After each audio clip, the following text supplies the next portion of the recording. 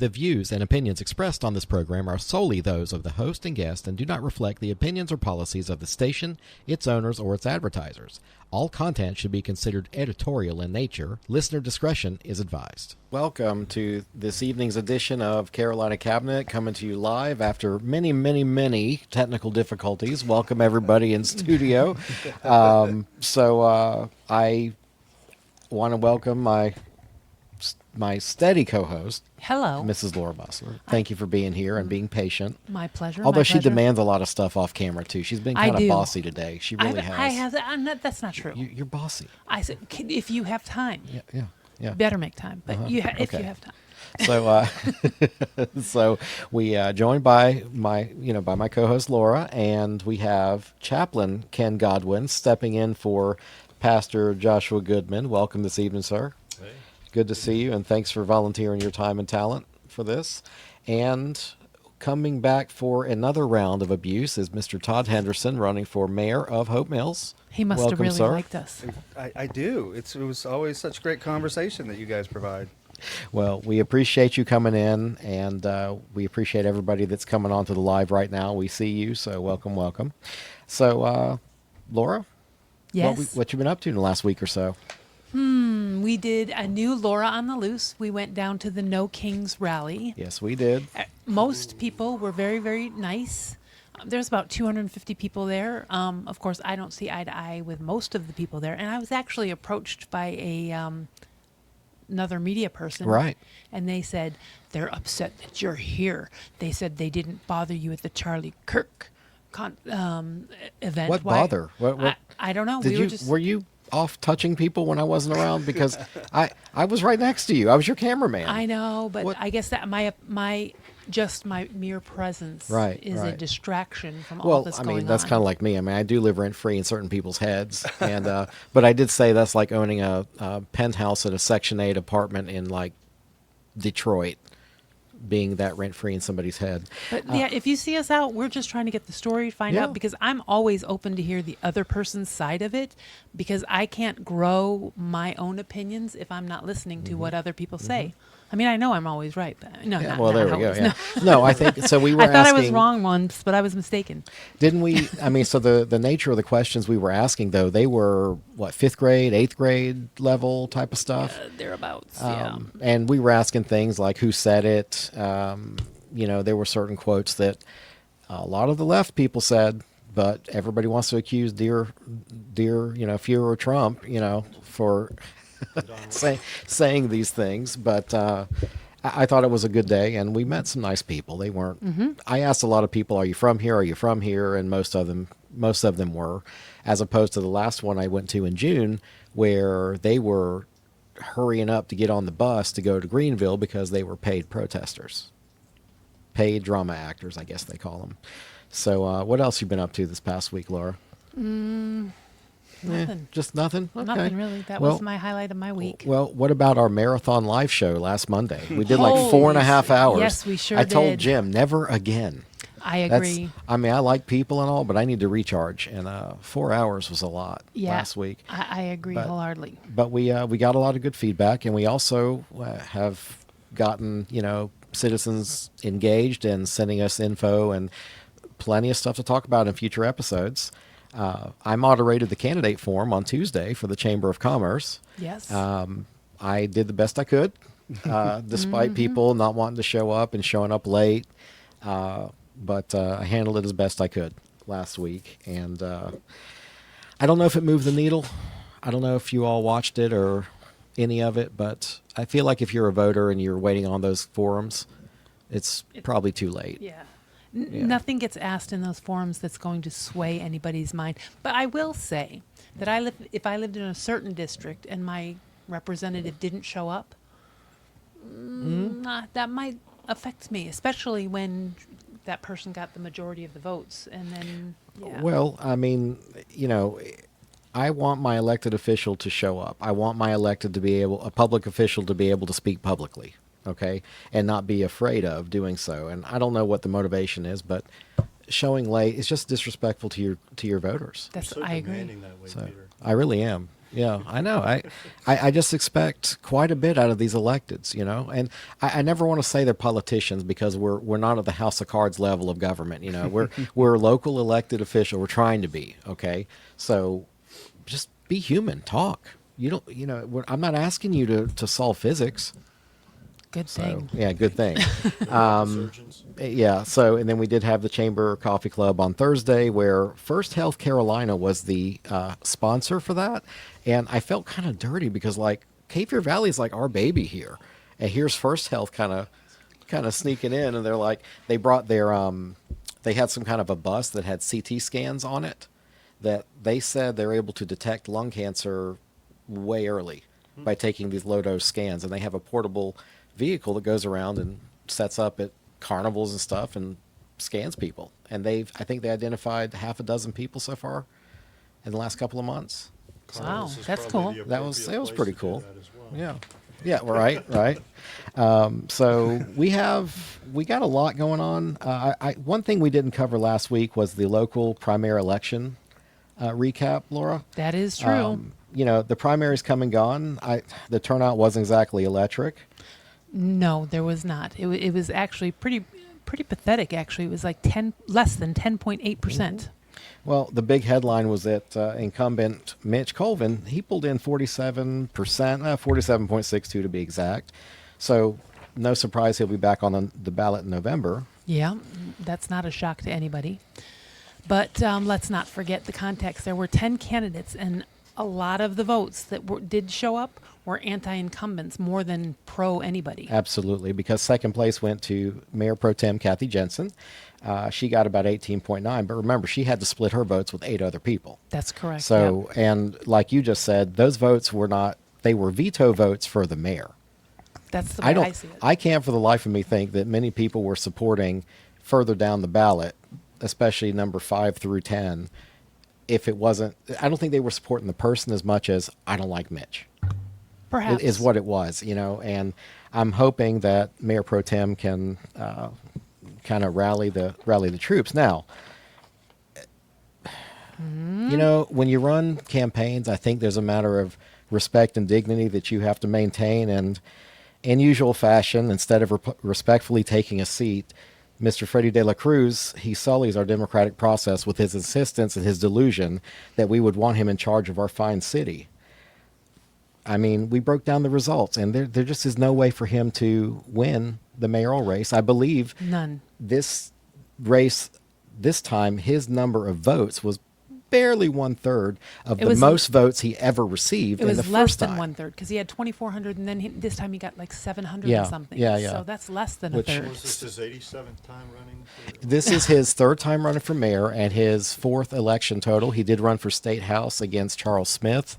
And I think we discussed that earlier. That's a D plus. That's a pretty strong Democratic area. Plus 4 maybe? D plus 4, I think we were talking. So, you know, I think he's just addicted to having his name on a ballot at this point. There's no tangible reason for him to be involved with our electoral And process what at all. about just to little edge in there? But what about his 6.66% of the vote? Go away, devil. I think that's what they're saying. And, you know, on the cabinet, we try to have some kind of chaplain or pastor here to kind of, you know, keep us in line a little bit. So, By the way, I think you said he's addicted to having his name on the ballot. I think he also likes having his name on the side of his RV. yeah, that he does. He does. Yeah. He'll well- probably keep that up going forward. I And think. their new little mobile that they drive around. What was that? A Did golf somebody cart? did somebody in their family lose a driver's license? Is that what you do when you get a DUI? Is That is or a what it is? moped, that's what I okay, heard. I that's don't what. know. Yeah, liquor sickle. Yeah, liquor sickle, liquor cart. Yeah. Okay, so in lieu of Pastor Josh being here, we miss you, Pastor Josh. Some family issues going on, and our prayers are with you. But Chaplain Ken Godwin, local Fayetteville native, is going to step in, and he's going to give us his good news today. So take it away, Chaplain. All right, let's do it. Hey, you know, there was some significant emotional event in my house this past week. And in a house of 5 kids, 4 of which are teenagers, those events seem to come fast and furious lately. Saturday, I came home and noticed a car missing in the driveway. When I asked my wife, "Where is everybody?" she informed me that my oldest daughter and her sister were out shopping. This was the first time my daughter had left the house on her own to drive with one of her siblings somewhere. She was finally free to drive somewhere on her own after the long, tedious process of recently obtaining her license. As a dad, it hit me hard that we are at this point in our family life. And like many of you that have experienced that same situation, it filled me with a little bit of fear. Both of my daughters were out on their own. But in the end, I was happy for my daughters that they had achieved this new level of freedom. It reminded me of when I first started driving and could go places and do things without having to depend on my parents to drive me. Freedom is a good thing. The Founding Fathers inculcated freedom in our American experience. It is embedded in our founding documents, the Declaration of Independence and the Constitution. Things like freedom of speech, freedom of assembly, and freedom of religion are part of our DNA as Americans, and that too is a very good thing. We sometimes take these freedoms for granted, but we should not. Many of the freedoms we enjoy are unique to us as Americans. We should celebrate and take advantage of these freedoms every day, and we should fight to maintain these freedoms. Reagan famously said, "Freedom is never more than one generation away from extinction." Recently, Charlie Kirk was killed while wearing a shirt with freedom written across his chest and practicing the very free speech that shirt symbolized. This should be a stark reminder to all of us that Reagan was right. Freedom is not just inherited. It must be fought for, protected, and handed down. And so the fight to protect our freedom continues each day for citizens who understand this. It is also important for us who love freedom and want to protect it to understand its ultimate source. Freedom is not just an idea written down on paper several hundred years ago. It's not just an abstraction. It's not just something that Mel Gibson screams for a dramatic effect while playing William Wallace receives the death penalty for crimes against the King of England. Right. It is an actual thing deeply rooted in Western Christian tradition. John chapter 8, Jesus said, "You will know the truth, and the truth will set you free. So if the Son sets you free, you will be free indeed." The Apostle Paul, whose heart had been set free by Jesus, would go on to say in his letter to the Galatians, "It is for freedom that Christ has set us free." And so whether we are celebrating our freedom on Independence Day or exercising our right and privilege to worship God this coming Sunday, we need to be reminded where true freedom is found. We are privileged people with many traditions, and so we should recognize the source of those freedoms, thank God for those freedoms, and fight to keep them alive. I'm Chaplain Ken, and the good news today is that we who are in Christ and therefore understand where true freedom is found are free indeed. Indeed. Indeed. Thank you so much for filling in, Chaplain Godwin. We've got to differentiate you from Pastor Josh Yeah. a little bit. But thank you for stepping in and giving us a good word. That has got to be scary, seeing the kids free. Which, how old are the children now? My oldest is 19. Okay. And then 17. I got to think through this. Okay. No, 18. Yeah. 19, 18, 16, 14, and 8. Okay. All right. Yeah. Well, I think you're kind of fortunate because a lot of children or a lot of teenagers now, they're not. Whereas you and I and Laura and probably Todd, we wanted that driver's license. We wanted that freedom. Yeah. These kids now, they're like, meh, It's too expensive out there. too expensive, too much. So we're gonna turn to our guest, Mr. Todd Henderson, running for Hope Mills Mayor. Welcome again. Welcome, Todd. Braving, you very, braving the very cabinet. much. So a lot has happened since last time you were on the show. That's been a month or two, I want to say. Has it? I haven't noticed. It feels like. I haven't noticed. Yeah. I think it's just been rather quiet. So, Yeah. how's the campaign trail been treating you?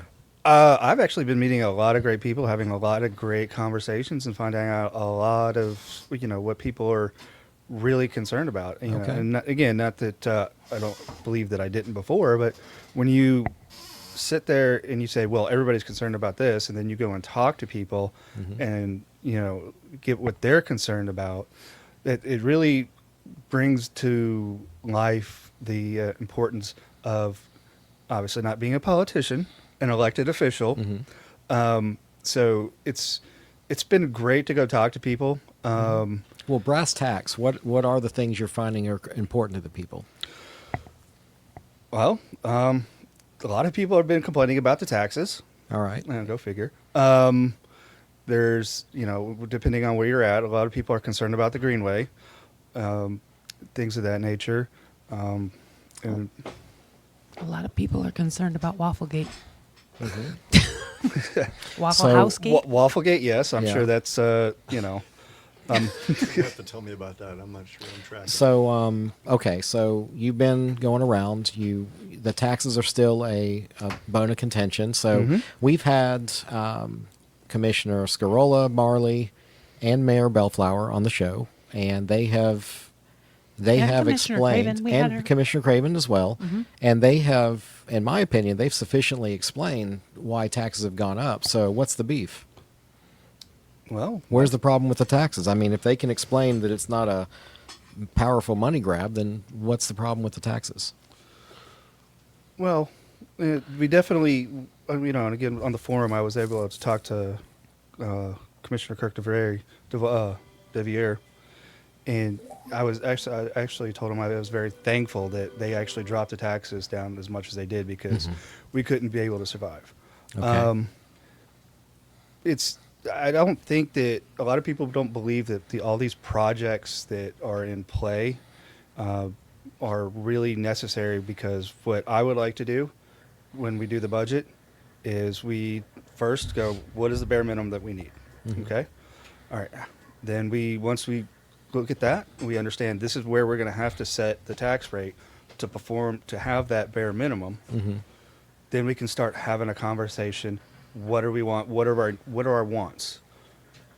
So isn't revenue neutral the bare minimum, though? Isn't revenue neutral the amount of money they received last year? So that's the minimum we need this year going in. Isn't that what I thought that was what that's for? Well, I mean, with what we're looking at, all these projects. I mean, we're having all these budget amendments, right? And we're having to pull from all these projects and take from those projects that we already supposedly have money set aside for, and we're going and putting them to other things. Now, again, I understand where we have, issues will come up, right? I get it. Things happen. We have to adjust on the fly. But one of the things that I really, really am concerned about is when budget amendments become just don't worry about it, we'll just do a budget amendment. So if elected, I'm going to ask, when we go over the budget amendments, how much, why is this a thing, who's responsible, and how are we going to fix it so Okay. it doesn't happen again before even addressing the situation? So you mentioned money moving from one project to another. What specific project? You mentioned Greenway when I was asking you what you've been hearing. So what are the projects they're robbing Peter to pay Paul? Well, Basically. Didn't they pull $200,000 from the new building they're building out in the Greenway? I don't know. Yeah, they did. And they pulled that $200,000 out to put to something that, I guess they had outstanding contracts they didn't know about. For what other outstanding contracts? Was it something to do What with town projects? hall? Yeah, specifically. Yeah. So right now, that's the one that I remember mostly, is because that's really the one that's right down my street, and so I always see the eyesore there that passing every day. But yes, they took $200,000 from that project to put to, from my understanding, and I'm sure I will be corrected, but to make up for other contracts that had to be other stuff. So what else have you seen that could be? Because that sounds like a bait and switch. Like they pass a budget and then they are moving money from one to the other. So what else have you seen? I mean, you're asking for their votes, so I want specifics. Like what have you seen? What can you verify they took from one to the other? Because that sounds like a lot of shuffling for no reason. If we knew we had the projects to begin with. I know that right now there is a public records request because we're trying to figure out, what's really going on with the hiring system within town hall. Are people being properly paid for what they're worth? Okay, but what does that have to do with moving money from projects? Because every time if you don't plan for something, or say, hey, have this much money, or this is all we can do, then you have to go and find from somewhere else. Okay. So, and one of the things that I do personally is I like to go to, like I said at the forum, I like to go to conventions with the kids, and so I just take my money, I put it in a little paper clip and I save it aside, and I don't touch it. And that's really what we really need to get at, is say, no, we can't touch that. Let's put it in another account or another line item, or however the finance does it. Sure. We're not touching it. And then when we have other issues, again, like that, is like, let's make sure that if we have to over plan for something, we have to figure that out. Well, we have to figure out different ways to not do that. So do you have some, do you have experience managing a budget of $18 million? Or somewhere thereabouts? I have experience of looking and saying, where's this money coming from? Why did you spend this money? Okay, like I said at the forum, we all are adults. We all have to maintain our house. Right. We have a finance director for a reason. Now, I will look at something. Again, I am more than happy to have the finance director come to me and explain something to me. I'm more than happy for anybody to do that. So for me to say, okay, where's this money going? As you go down the line, this goes here. This is going here. Again, as we work through all these problems, we are going to see how much we have. We're going to see everything we want to spend, how much we want to spend, and then we're going to start putting that money, allocating that money properly. Does that Okay. make sense? Sure. So let's say let's use fake numbers here. You've got $500. Just pretend. Of Yeah. course, it's No, I really know, $18 I know. million. Yeah. Okay. You have $500 coming in from Hope Mills. And you've got going out $512. What is the first thing that you would cut from the budget? Well, before I cut anything, I want to know why we got $512 going out. But I can't tell you what we're going to cut from the budget until you actually look at it and say, okay, we can actually have a conversation and say, if we cut $12 or we cut however much, how is this going to impact what are the second and third order of effects? And again, it's just not us asking those questions, the Board of Commissioners. We have to ask the questions, those questions to the members of the department heads, even the town manager, and we have to know that what's going on, have an actual dialogue, an honest dialogue, so that we get the second and third order of effects and understand that. And once we do that, we have to be able to communicate that with the town and be like, hey, this is what's going on. We have to cut this money for whatever reason. This is their issue. Okay? And So- I use that number 500 just because most people can't relate to $18 million. No, I understand what I understand what you're saying, but when you start putting actual numbers on a board of different projects, and you start seeing this, and you start to visualize it, and you can start to see, okay, well, what's going out, what's coming in, why is it going out over there, what can we do to prevent it from leaving? Okay, so it's. I had a brigade commander tell us about a movement. He says, like, it's a simple concept, but it's hard. Right. Okay, so again, you see everything you got, everything you want. You see your balance, how much you're able to spend. So you have to make sure you have that judgment, and you make that judgment after you talk to people, and you just don't say, "Hey, we're doing budget this month," and just make a budget. You should be actually talking throughout the year to everybody. What do you think about this? What do you think about that? Well, let's talk about participation for a minute. I mean, we had a candidate forum 2 weeks ago. I've been waiting for this and, one. I mean, come on. It was 20. I put the picture in the chat GPT. I said, count the humans. 22. And that includes spouses of the people that were on the dais. So there was, at least 6 spouses sitting there, I want to say. So that leaves us, 16? That's how many people are watching us right now. Yeah. whoa. That's a good lucky number. Yeah. Yeah. So actually, I went and visited a friend's church the next day, and I had to explain to him because Jason from City View asked me to respond to what Mayor Bellfellow said, and I told him straight up, it's like for me, I don't feel welcome.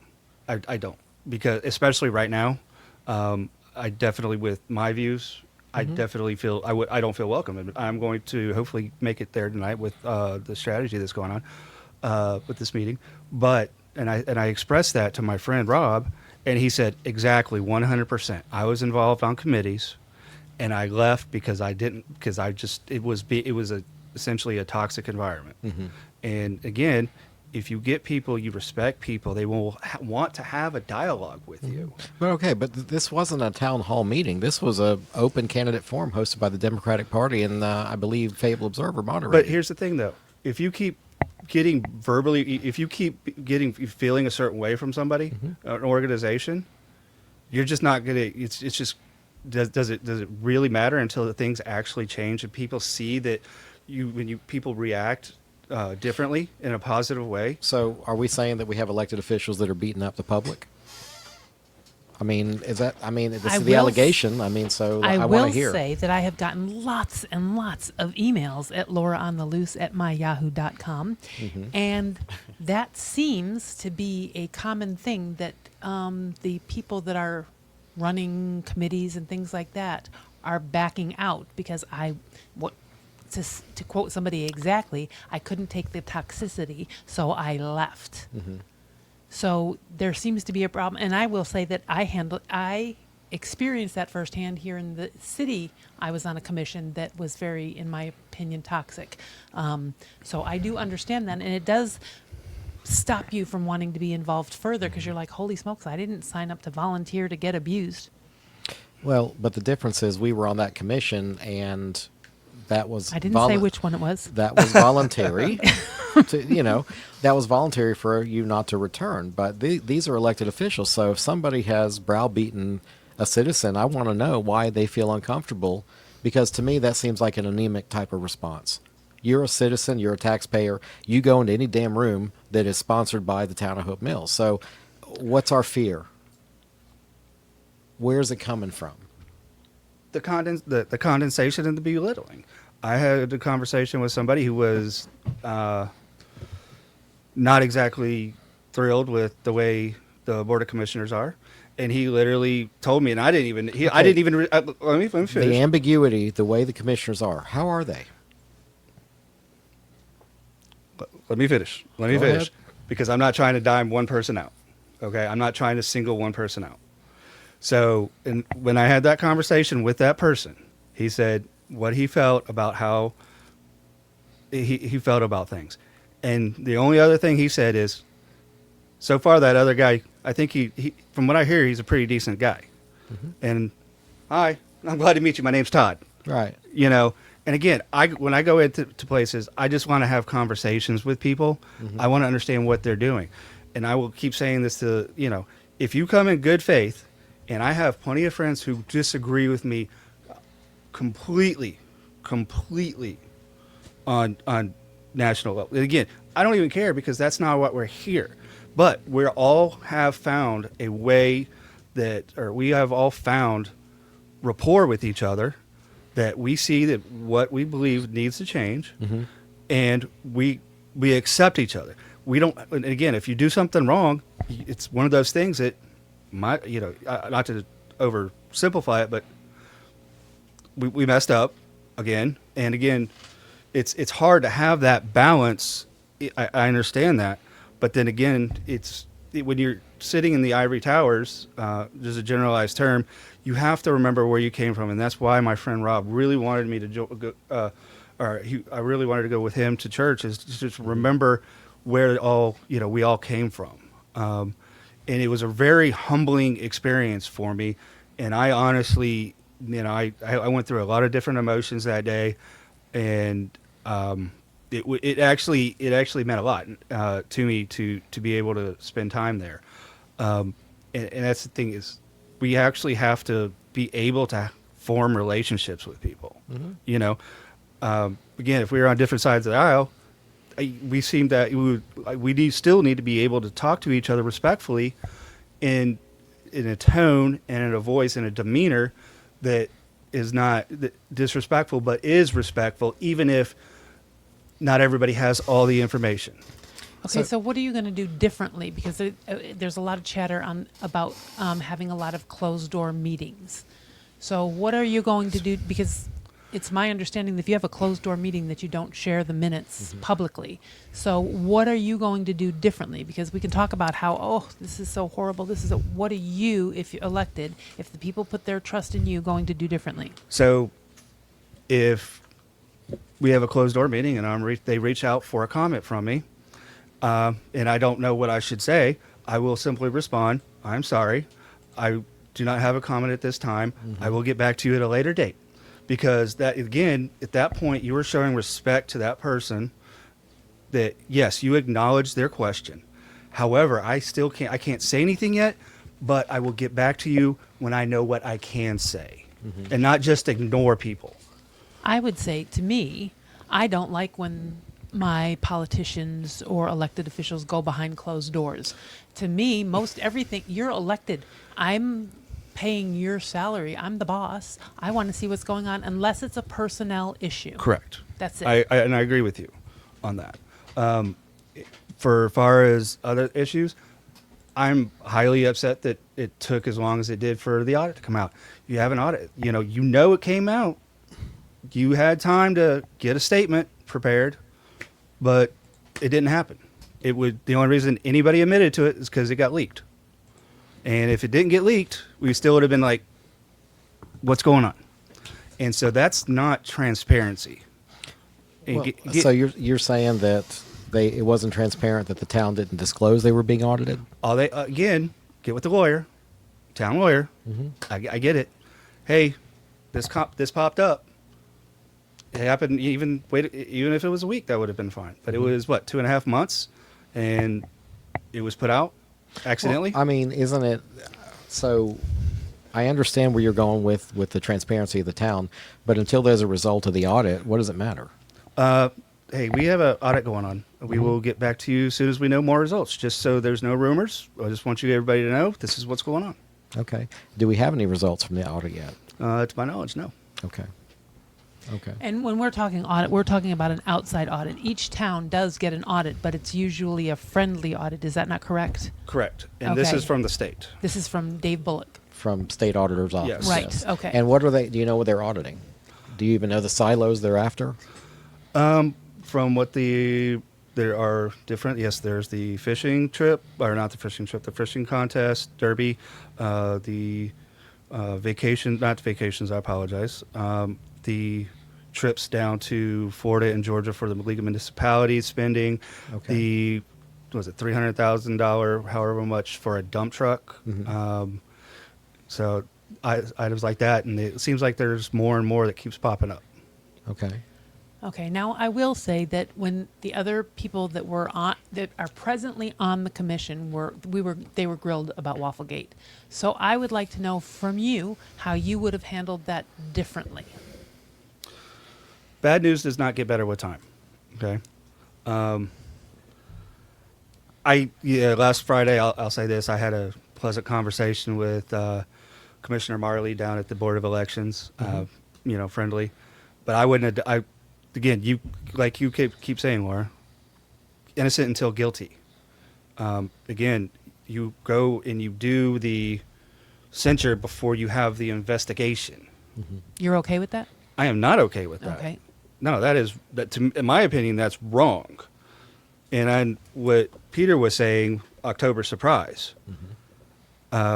It's, that time of the year where optics should be, you should always be good, do what you're supposed to. But if you're trying to run again, this is not the time to be doing things like that. So what would you have done differently specifically? I mean, I definitely would have made sure, been 100% against doing a censure unless we had actual information. Again, I believe that there should be, I don't mind giving you a call. It's like, hey, can I come on for a few minutes, on Monday? I'm not going to want to take all your time, but I want to put something out. I don't mind doing that. Saying, hey, this is what's going on in the town real quick. This is what we know. This is what we don't know. And things like that. And one of the other things I don't want to do is if there are rumors and things going around, I don't want to waste people's time during the Board of Commissioners meeting. I want to reach out to WIDU. I want to reach out to Peter, especially because he'll probably bring me free subs at some point. But no, and again, that's the time for business. Again, you have to, I get it that that's where they want to do that stuff. But again, going out saying, hey, can I talk to the community? Can you let me do that? And not just doing it during a board meeting. To me, I've been in so many meetings in my life that I don't want to waste people's time. Let's do what we got to do. Understood. Let's go. Okay. Again, hey, can we do something? Get it out to the public. Thank you. But that's how I would handle things. And again, once I find out the information, I would again learning to work with the attorney and figuring out my legal avenues of how I could best do that. That's the way I would do it. And Okay. again, And there's comments in the chatter about that he's calling people that complained or about the commissioner that this is about liars, and that's exactly not happening. I have read the complaints. They were emailed to me in private, and so I've read the complaints, and every single complaint is this one person told another person, and that other person told. That's hearsay, so that's not evidence as far as I'm concerned. So all of that should have been, in my opinion, investigated prior to a public censure. 100%. Okay. Okay. So what is your opinion about Wafflegate, sir? Until I see something in black and white.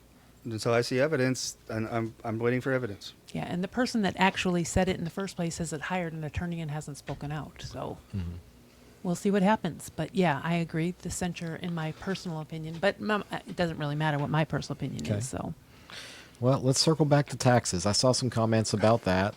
Well, Todd, I'm a numbers guy. So the one question is, how would we have made up the $2.2 million shortfall of sales tax? I think that's in reference to the difference of the county taking back switching us to ad valorem from sales tax. So that left the town. That's interesting that came about up. $2 million. Yeah, about $2 million. Well, we definitely have to look at everything we got going on. Again, I don't have all the answers now. I just know that these are the concerns. This is what we're going to address, and we will work to find out how to move forward in a positive way. Remember the whole argument about 4-year terms. Well, where do you stand on You know. 4-year terms?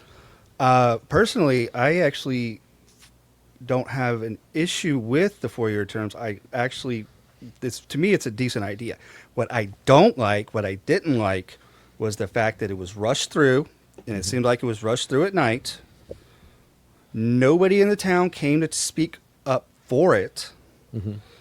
And it's been voted on previously by the town, and the town said no. how many years ago was it before it was voted? Like in 2018? Yeah, it was wasn't that 2018, I believe it was. So that's like 7 years I ago. think it's about the same time City of Fayetteville did it on So- the ballot. Again, and then additionally how they executed it moving forward. So again, that goes back to where I disagree with somebody in something.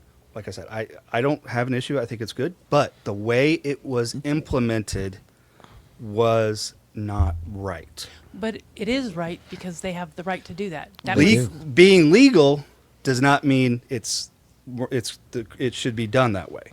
There's a big, just because something is legal does not mean it's right.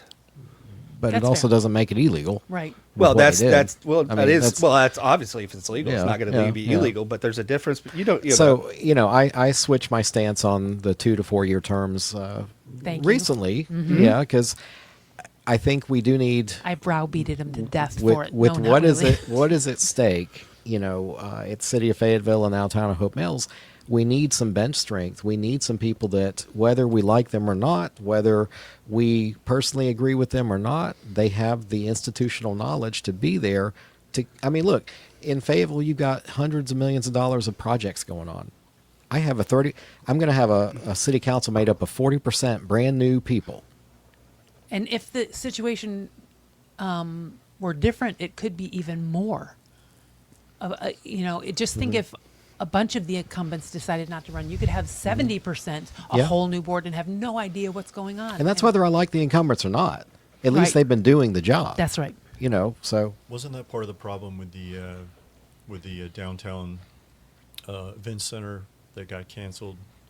It goes back 20 years. yeah, well, it went And then- back 10 years. Yeah, 10 Yeah. years. And then we had a whole new council or whole new commission, Mm-hmm. and they started digging in and realized there's no institutional knowledge left on the board as to what this even. Well, I'm was not going to supposed get in be. trouble again for saying exactly what I want to say, but I will say this. So, these There's a are price to pay for these having are an friends opinion. and colleagues that are on these commissions, okay? And the concept and the need for that center was well founded 10 years ago. The problem is with any government project. Right. It doesn't get better with age. I think you said that earlier about something else, but bad news doesn't get better with age. Well, you no, said, yeah. bad news doesn't get better with time. You know, when you have a project that starts out at like 40, 50 million, and now after 10 years, the different iterations, the different boards, everybody adds their own 2 cents worth it, and then all of a sudden you get this boondoggle of a $150 million project. Right. They should have pulled the trigger 7 years ago. Right. It would have still been under control. So, but that is a very clear example of new board, throw it out. So, I think they made the right decision. at this point, yeah. Now, tend to agree. yeah. Well, my knee-jerk reaction was not that. So, I can admit when I'm wrong sometimes. So, what other questions do we have? So, we don't have a solution for making up sales tax. Well, we're always looking how to better and make their life better for the people, even if it is we don't have answers now. And the one thing I hate is, again, people come into not necessarily your studio, but they say, well, I'm the smartest person in the world. I got all the answers. I know everything. And I don't know everything. I have not been part of the Board of Commissioners. So, you know, again, I'm open to looking, finding out how we can do that, and moving forward and having that dialogue as we look at different items moving forward with the community. Okay, but even so, look, the job of the board is to meet, what, twice a month? Yes. I think they meet.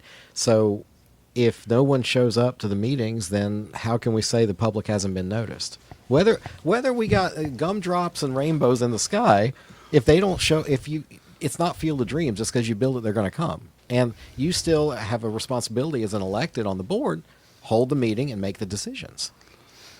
Well, and again, as we go through different avenues of approaching it through not just the avenue of the board, going out to the different, having that discussion, putting it out maybe in a tweet, Facebook post, and different options we're looking into, and just, you know, again, that's where I keep coming back to, maybe I can do a live stream on my own. Okay. Or I could come and just, you know, again, hang out with the both of you, and you can continue to beat me over the proverbial head like you are. But I love it. It's good. How often do you attend town council meetings?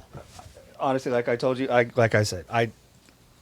especially right now, I make sure that I watch them, but I do not go because I know I'm welcome there. See, that is funny because I sometimes watch the city council. I'm not there in person, but I watch them on TV. Talk about dry TV, but Yeah.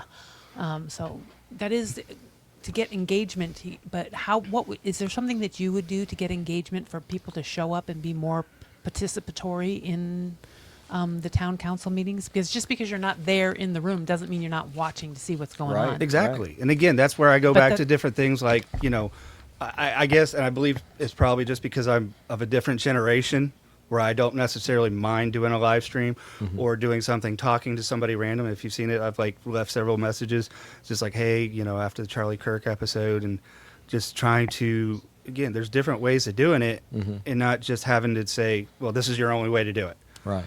Again, you can still engage as long as you're engaging in good faith, and you can disagree and not get upset and not call names and not, you know, do everything. And again, understanding being once you become an elected official, you obviously at that point, you're unable to delete nasty comments like, I don't know, some that's been posted. But anyways, it's one of those things where you, again, and what I think that should have happened with the 4-year terms, if they really, really believed that it was the best thing, is they should have used engagement. They should have used conversation, not just, oh, well, you know, as little as they did, because they didn't do much because it was only a month. It was 2 meetings.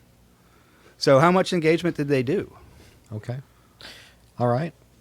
Well, Mr. Henderson, I think you need to get to a meeting. Yeah, I guess I And, committed. I committed on that. So Yeah, so go ahead to your meeting. We appreciate you coming back in. Tell us how people can find out about you, about your campaign, phone number, email, website, whatever you got. Go ahead. All right, so go to on Facebook, since that's pretty much where I'm at right now. Is just type in Todd for Hope Mills, and I'll take you to my campaign page. I do everything I can. It does take me a little time to get back to people, but I do respond, And even though I don't know if you guys haven't seen the text messages, but that's actually pretty cool. You know, actually the text message, when you send them out and people reply to them, Yeah. you can actually reply to them. Yeah. And, you know, I've tried to actually get back in there and reply to those people. Once you get past the first 60% that are like, F you, leave me alone. And, 40% can be yeah, pretty you know, and engaging. again, Yeah. hey, well, you know, Yeah. you're nonpartisan. Well, I mean, it's Yeah. a municipal election. It so, is, yeah. Well, Mr. Henderson, get to your meeting. Thanks for being here. Thank you and for with coming that, again. we have Mr. Patrick Newton waiting in the green room. So Yeah, it's time buddy. to bring him in. Green So, room. Oh, I yeah, can't wait green for room, this yeah, one. so- I can't wait for this one. All right, Todd, have a good evening. Thank All you, right, sir. hey, I'd love to be back sometime. Thanks, Todd. Turn his mic. Mr. Newton, good evening, sir. Good to meet you. Great to be on. Well, good to have you. We just finished. We're just reorganizing here a bit. We are still live. We just interviewed a candidate for Hope Mills mayor. And we've been running around quite a bit too. We had lots of tech issues. There's like a worldwide outage for Amazon today, so that's affected a lot of our stuff. But we're just gonna jump right in. Laura, I'm gonna go with the intro here. So we've lived under a two-party system for generations. It's familiar, entrenched, but do you think it's working for everyone anymore? That is the question, isn't it? On the plus side, it gives voters a clear choice. It creates stability, but there is a downside, and it often feels like we are forced to pick between the lesser of two evils. And that lesser evil mindset, it's gotten us gridlock, tribalism. Policy made more to win elections than to solve problems. Exactly. That's why folks are starting to ask, is there room for a third party that actually brings ideas to the table instead of just opposition? Well, one that's not just a spoiler, but hopefully a serious player. I mean, someone who can work with both sides, not just tear them down. And that's where tonight's guest comes in. He's not just talking about change, he's building it. Please welcome the state chair of the North Carolina Forward Party, Patrick Newton. Welcome, welcome. Oh, you're very kind. Thank you. You sound like a bunch of Fordists. I mean, Yeah. I don't know if I really have to say anything further. You just spelled it out perfectly. Well, Laura and I are proud Republicans in a very blue area, so we take it on the chin quite a bit. So around you here. know what it's like to be a disenfranchised voter. Yep. Yes, sir. Yeah. So, Mr. Newton, tell us about yourself, your background, and what brought you to the North Carolina Forward Party.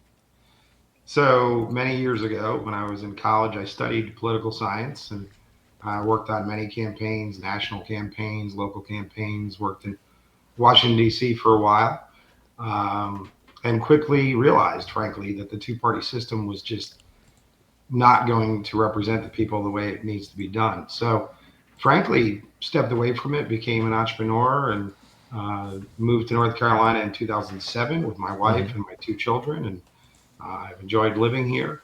A few years ago, heard Christy Todd Whitman on satellite radio. And for those who don't know, she's former Republican governor from New Jersey. And I actually voted for Christy Todd Whitman when I was a citizen in New Jersey. So, but I heard her on the radio talking about a new political party being started by her and none other than Andrew Yang. And at that point, I really knew nothing about Andrew Yang other than really some of the things you were talking about, right? Just the rhetoric from both sides. Like he had been painted as this, crazy left wing, UBI guy. But what caught my ear was somebody from the left and somebody from the right saying this, enough's enough. And we need to create a space for voters that, aren't part of the extremes on every position. As Right. I'm sure you all know, but for your listeners, there's more unaffiliated voters than are Democrats or Republicans. And back in my day, the last go around when I was involved, that was unheard of. But I think it Right. speaks volumes of where the voters are today. Well, and one thing about that, in my opinion, as a early Gen Xer, is we kind of just grew up and we're like, we just want to be left alone. We don't want to really belong to.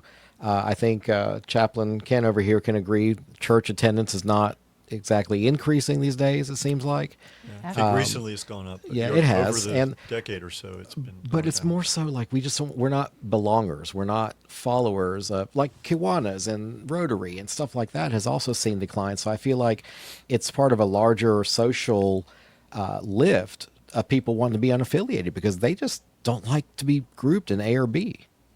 So what are the core values of or the goals of the Forward Party? Like what are y'all what's at the core? What are you trying to do? So what really attracted me personally was electoral reforms, things Okay. like term limits, ranked choice voting, or instant runoffs, as I like to call them. But campaign finance reform, for goodness sakes, gerrymandering, which I'm sure we might get into in a little more detail before we wrap up tonight. Mm-hmm. But these are all things that are plagues on our our citizens and just abusing our civil rights, frankly, when you look at gerrymandering. But what's attractive, or it's hard to say attractive, but what draws my attention that there's hope, these are things that are completely nonpartisan. I Mm-hmm. mean, yes, if you happen to live in North Carolina and you're a member of a certain party, you're going to feel, the gerrymandering is working for or against you. But in terms of our whole system, it's working against all of us. Mm-hmm. In North Carolina, we have 14 congressional districts that are possibly going to be redrawn as we speak. I believe some of that came down today. Yes, it If I did. saw It was North approved Carolina today. Senate Yep. got Okay. approved. Yep. So I'm curious to see, if there's lawsuits filed and what of course there happens. will be. Yeah. Right. These lawyers don't they got to eat, So, so they're going to have to my point is, people got to file here by the end of the year. So, how do you file to run an election in 2026 if you're not even Mhm. sure what the maps are? But also, when you look at how basically every district, um, except probably one or two, are completely non-competitive. It's Mhm. predetermined. In most cases, that'll be a Republican, but in a handful of cases, because Mhm. that's how gerrymandering works. It'll be, I live. Deborah Ross is my congresswoman. It Okay. doesn't matter what I do or who I vote for. Deborah Ross will continue to be my congresswoman, and that's just wrong. Even if I think Deborah Ross walks on water, All it's right. it's just not right. So how would you suggest we get back to a non-gerrymandered, like what would that solution look like? So specific to gerrymandering, I'm a states' rights guy, but I think the federal government's got to take some accountability here. Mhm. And there's been a big trend lately with the Supreme Court to kick a lot of things back down to the state level, which I can respect. But when it comes to election laws, we've got 50 different sets of election laws all across the country, and it's absolutely insane. And currently, being the chair of a party that's trying to gain ballot access and Mhm. what we're required to go through. I mean, there's states you could walk in, and the five of us could sign a piece of paper and be a political party. And then there's on the other extreme states like North Carolina. So, that those are all components of election laws. But gerrymandering, it would not be too difficult to put together a Okay. federal policy on here's the guidelines that, let's try to mix in a straight line once in a while, right? I mean, you Mhm. could create some basic guidelines that all 50 states have to adhere to, and that would actually put an end to this. Okay. So what you're saying, if I heard you correctly, you think that the federal government needs to get involved across the nation in voter In rules federal. in federal elections or in all elections? In all elections, I think they need to give the states some guidelines. For example, when they do draw district maps, of some basic, rules and outlines that need to be followed. And again, there's think tanks that have gone through this, and there's the one individual who can remain nameless who's very active in this whole cause of gerrymandering and everything else. And I sent him a mathematical, outline that I'd come across, that I was all excited, and I sent it to him. Mhm. He said, "Yeah, coming up with how to do this is not the difficult part. It's getting them to actually do it." So, it's all smoke and mirrors of how hard it is to draw these lines. It's very, very easy when you know exactly what you're trying to accomplish. Okay. Okay. So, do you feel like that the North Carolina Forward Party is more? Is it a disruptor or you're a unifier? What do you think you're going to be taking? Your perception is out there. So we had a professional marketing team take a look at this, and we Okay. are joyful, empowering rebels. And I Joyful. think I think it's actually spot on. Believe it or not, I don't Okay. always necessarily buy into the professional marketing plans, but yeah, part of it is rebellious, right? You've got an established system that's been around forever, and if you want to change it, by definition, that is rebellious. I think it hopefully has to be joyful because we're all volunteers, and if you're Mm-hmm. not getting some satisfaction and joy, knowing that you're trying to improve your communities, then that would be unfortunate. And empowering, it really comes down to the voters. I mean, if you look at some of the numbers, and we just had a guest on running a local election, and we're supporting 5 different candidates in North Carolina in local elections as well. Local elections, I learned this, a long time ago in my poli-sci classes. Politics are local, right? The person you vote on in your hometown is going to have a much bigger impact on your day-to-day life than who's in the White House. Mm-hmm. And I think people lose sight of the budgets. I mean, the state budget's over $30 billion. But if you stop 10 people on the street and said, could you name for me your representative in the House and the Senate of the General Assembly of North Carolina, if you get 1 or 2 out of 10, I'd be pretty shocked that actually Hard had any pressed. idea. Yeah. So how can we really blame these politicians for making these decisions and spending this money so irresponsibly when frankly none of us even know their names? We've got to do a better job as voters and citizens to be more engaged. Okay. So do you have ballot access currently? We do not. We need 15,000 certified signatures in 100 different counties. The state requires it all has to be wet ink to paper. They refuse to allow any digital signatures. There's a whole statute. I could bore you and your listeners. Are there states that allow electronic petition signatures? Yes, of course. But we do not. But good news is we just cleared 4,000, I think, last week with the Board of Elections. They've got a little bit of a backlog. I think we're probably closer to 5,000 at the moment. We've got some events coming up. So you mentioned 15,000 in all 100 counties. That's not per county. That's just a statewide. That's total for the state. Yeah. Some people per county have you to have to have a certain number Okay. from a certain number of counties and so forth. Well, how are we looking down in Fayetteville? You've been down here yet? Has not been a hot spot, but yeah, we need to get down there. We supported Shalane Etchison last cycle when she ran as an independent for Congress down in that area. And I'd like to see us. We're trying to build out regions as we speak, and we have a good presence in Greensboro, Wilmington, Wake County, down by Charlotte. But I would love to get a team of volunteers together in the Fayetteville area. Okay. You've appeared with both Democrats and Republicans. So what are the written standards for backing a candidate, and who decides when somebody no longer fits with the what you call consensus? So people can go to the website and look at the actual candidate pledge that these people sign. It frankly doesn't really speak about specific policy, and I'd like to come back to that in a second. But it speaks more about, it literally says, less talking and more listening, treating people with grace and dignity and respect. Some core values, frankly, that, the policy itself, we have a thing we call the Ford formula. So we look at any particular issue from both sides, and it's data driven, and there's a bell curve on just whether it be guns or abortion or immigration, whatever topic people want to look at.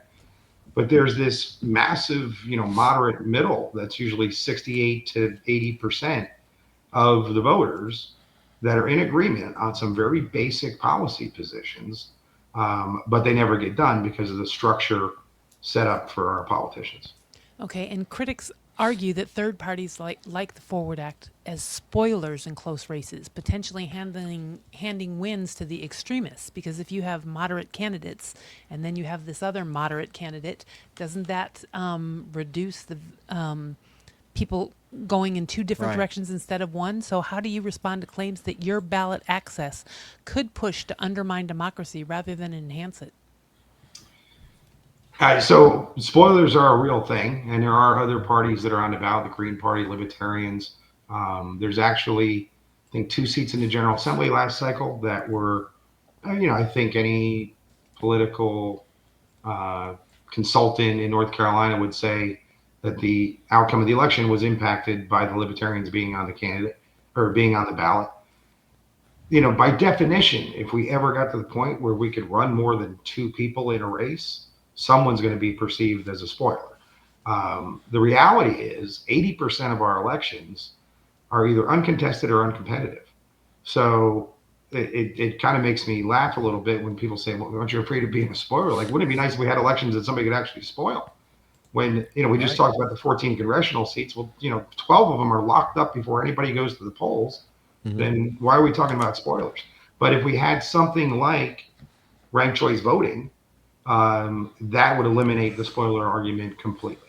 And right now, General Assembly is putting together what they call electoral reforms. Hmm. And one of the bullet items they buried in there is a clause to make sure that ranked choice voting is never used in any form in any election in North Carolina.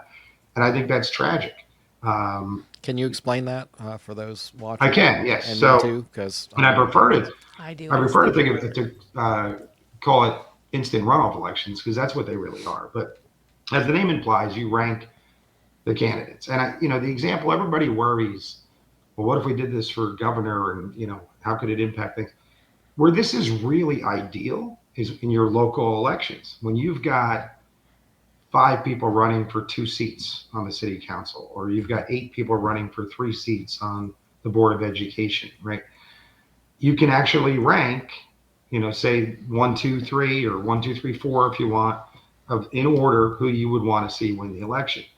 Now, if you just think, hey, Peter would really be great, on my board, but he hasn't raised much money. Nobody really knows him, but I know he's talented.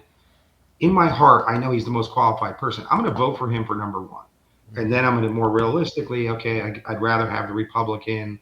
I don't want the Democrat, whatever. And that's fine. If Peter only gets a few votes, well, he's removed from the race. Then we go to what people voted for second and third that voted for him and swing them over to the rest of the ballot. And it mathematically just literally tier by tier goes until somebody gets 50% plus one. You've got people serving in elected office that are It's getting just like in the 18. caucus, the Iowa caucus, where they stand in the Yes. corners.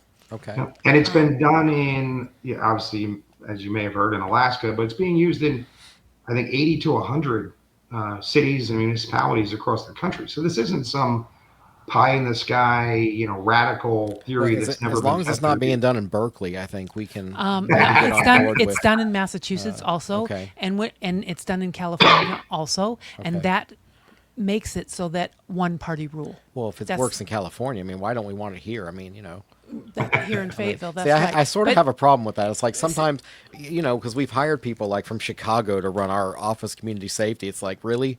Right. What, we don't, that didn't work there. Why are we doing it here? So, But it gives an unfair advantage to like a D plus 18 city that you're definitely going to get a Democrat every single time the Republican doesn't have a chance. Right. Because if all the Republicans voted for a Republican candidate, if we actually had a good one, if all the Republicans voted for them, but all the Democrats voted 1 and 2 for their two, Right, the right. Republicans will never get in office, not ever. Even if we Right. have somebody like a Nat that would be a great candidate or a great mayor. Oh my gosh, he was, and he was a Republican. So, So if you don't mind, let me address Please. that. So, please do, because I haven't been party to it. So, no. but my daughter is, and she hates it. She Well, lives in Alaska. She hates it. I think you bring up a good point. Say it's a D plus 18 district. No offense, but the way things, again, with gerrymandering in the world we live in, a Republican's never going to win in that district. I mean, that's just the reality. But if you'd rank choice voting, you might get that moderate Democrat as opposed to that far left wing Democrat. Or if you had a viable third party, you might get a forward Republican, right? But as opposed to a strong Democrat. So in a D plus 18 district, yeah, no offense, an R on the ballot is going to go nowhere. You need to have some more choices. But ideally, there shouldn't be D plus 18 districts to begin with. We should have fair, balanced voting districts. So this would have to be instituted along with reform in terms of districting. basically what the Senate Gerrymandering did. would need to be eliminated. I mean, also. it's literally all tied together, Yeah. right? I mean, Yeah. I mentioned campaign finance reform. We've got a Senate race coming up. I'm sure you've probably heard. So, Yeah. they're estimating $700-800 million. 90% of that will come from outside North Carolina. Now, I don't care if you are the farthest left Democrat in the state or the farthest right Republican in the state. I would like to think you got a problem with that. I know I do as a citizen of North Carolina, knowing that 9 out of every $10 spent on that election are coming from PACs and organizations all across the country that got nothing to do with North Carolina. It's just wrong. So, ranked choice voting is simply one component, one idea. Frankly, star voting, I think, has a lot of merit. there are other ways to do this. But the point is, we got Okay. to start having these conversations, and we've got to start looking at, okay, we've got gerrymandered D+18 districts where this party can never win and this party will always, like, and full stop. Like, there's so many things wrong with that right from Jump Street. So how does the party forward plan to compete with these big donors? Because isn't relying on $10 contributions just feel like illusion money in a money driven way? I mean, Sadly, yeah. So we've started to do much better with fundraising. We've got, I think, people who are traditional donors of either party who are pretty disenfranchised. I mean, I can think of a few off the top of my head, Republicans and Democrats, who have given to both parties consistently, in some cases for decades. And I'm not saying, okay, they're not continuing to give to the Democrats or the Republicans, but they're thinking it might make sense to give some money to us as well and see if we can actually pull this off and actually create an alternative. So yes, anybody that's sending us $10 a month, please do not stop. We love it. It's a great part of the plan, but we are starting to encounter more and more donors that are interested in giving 1,000 or 2,500 or 5,000 to really help us get this message out there. So Awareness is our biggest problem right now. I think most voters in North Carolina don't know that we exist, and that's what we got to overcome. But we have ballot access in 5 different states across the country. Like I mentioned earlier, we're part of a national organization that's been around for a couple of years. We're attracting some high-level professionals in terms of volunteers and leaders, and I think the future looks very bright. So, not to throw I guess, a competing party onto you, but about a year and a half ago, I think I interviewed former Governor Pat McCrory. He was with the No Labels Party at that time. I think he was the North Carolina or maybe a national chair. I don't remember Yeah, what he was, but what happened to those guys? Are they still around? they are still around. I don't know if you ever read their platform when on their website. And, I mean, I read it. I thought it was very reasonable. There was a Hmm. lot of the same language that I've been using here tonight, and Right. um, they went out. They went at it from a completely different strategy. Right? They said, let's try to get a viable third party candidate to run for the White House. Hmm. We are trying to get viable third party candidates to run for city council, mayor, eventually the general assembly, county commissioners, et cetera, et cetera. I don't fault them. I wish they would Yeah. have pulled it off. And this is unofficial. This is not No, anything that's been shared with me, but my take on it is, and I think their leadership would agree, they really couldn't find that truly moderate, independent, thinker with a recognizable face in history that people could relate to, that was willing to run the risk of flushing their entire political career down the drain. Because the minute you leave these 2 established parties and say, "Hey, yeah. I'm going to go try to do the right thing," Yeah. well, guess what? I hope you win, because if you don't, you're Right. coming back Well, with open and arms. we have encountered that here locally with our party, and I think it's a trend. Are you Republican enough? Or I've seen, the Yeah. Democrats. The guy that used to write for the Chappelle Show, he's a comedian now. He talks about how Republicans welcome pretty much anybody. We're like, oh, you're Republican? Come on in. But then when somebody walks up and says, I'm a liberal, they go, we'll see. Like, like there's a litmus test of how liberal, that's right. although I have seen it more with the Republicans. So I'm a very proud rhino because I don't agree with everything, There you go. which is fine. And I just live rent free, and that just makes people's heads explode and pisses them off. But, so it, are you maybe a home for people that aren't enough for one of the other parties? That's exactly, what we're shooting at, right? So there's a certain percentage of us that are 100% Republican, right? Hmm. Donald Trump's the greatest thing in the world. Everything the Republican Party ever does every day is the smartest, greatest thing that can happen. The only way we could possibly improve politics is get more Republicans and less Democrats. Sure. There's, and that's, you can talk to experts, but 5, 10%, somewhere in there. And you've got about that same number that feel the exact same way about the Democrats, right? Republicans Hmm. are evil. World revolves around us. That leaves a really big number of people. I always use a football field as an analogy with the 2 parties in the end zones. But we as voters plant our ideological flag somewhere on the field. Most of us are somewhere between the 25-yard lines. And God forbid, maybe you're on this side of the field on one issue, but oh, you're a little bit on the other side. How many times have people that I've spoken to said, "Oh, well, fiscally I'm conservative, but on social issues I'm a little more progressive." Oh, gee, what part are you going to go with, right? Because you're going to be diametrically opposed to half of the stuff that they do, right? Because you don't agree with everything on one side. If we can create a space where we can actually come together and have representation, I mean, we exist, we are voters. We just don't have a party. And no disrespect to all the previous third party efforts, because there's been many. But most of them have really focused on splintering off the extremes. Right? Like I've got friends in the Green Party. I think they stand for a lot of good things that I agree with, right? But as a party, that's not my home. And I think most people would say they're really a subset of Democrats, right? And the Libertarians. I got many friends who are Libertarians, very smart, engaging people with some interesting ideas. But again, if they're going to pull votes, they're probably going to pull it from a person that would traditionally just vote straight R. Yes. This would be the first time, in history, at least in North Carolina, where you had a party that could represent people that some of the members of the party are a little bit left of center, and some of the members of the party are a little bit right of center. But that's okay, and it doesn't mean we hate each other.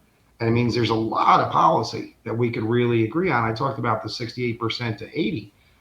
Like that's our whole policy platform, and we've got data experts and all kinds of people that have gone through it in detail.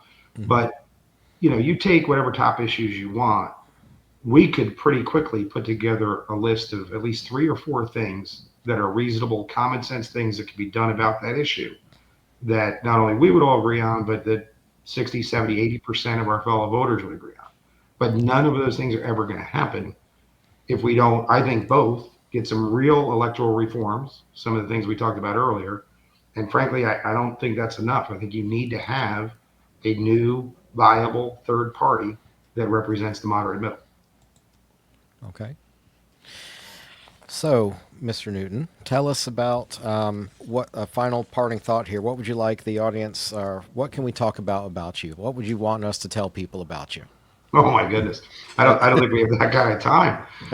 So, no, I would just challenge people to get more engaged. As I alluded to earlier, yes, there's a lot of things stacked against us, and the elections aren't designed the way I think they should be. But when you've got less than 20% of people voting in primaries, but over 80% of elections are determined in the primaries, that's a pretty low hanging fruit. Like I've often said, if we got 30 or imagine someday 40% of registered voters to participate in their primaries, this whole industry, and it is an industry of politics, wouldn't know what to do with themselves. I think they'd implode, right? Because all the top consultants know exactly what the game book is, know exactly where the voters are, know exactly where to drive the messaging and get the results that, if you have enough money, get the results you're looking for.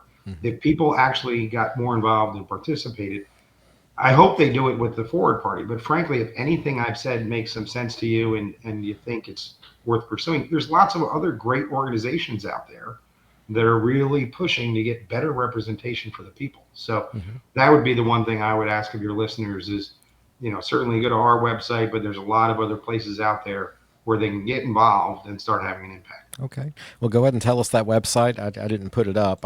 Like I said, we had difficulty tonight. So. Understood. Hey, we'll go old school. It is ncforwardparty.com. Oh my goodness! I don't think a Google search would find that at all. NC Forward Party. Okay, yeah. So that's okay. So my dear cabinet, our time definitely is up. I know I'm feeling kind of hot tonight. I want to get out of here.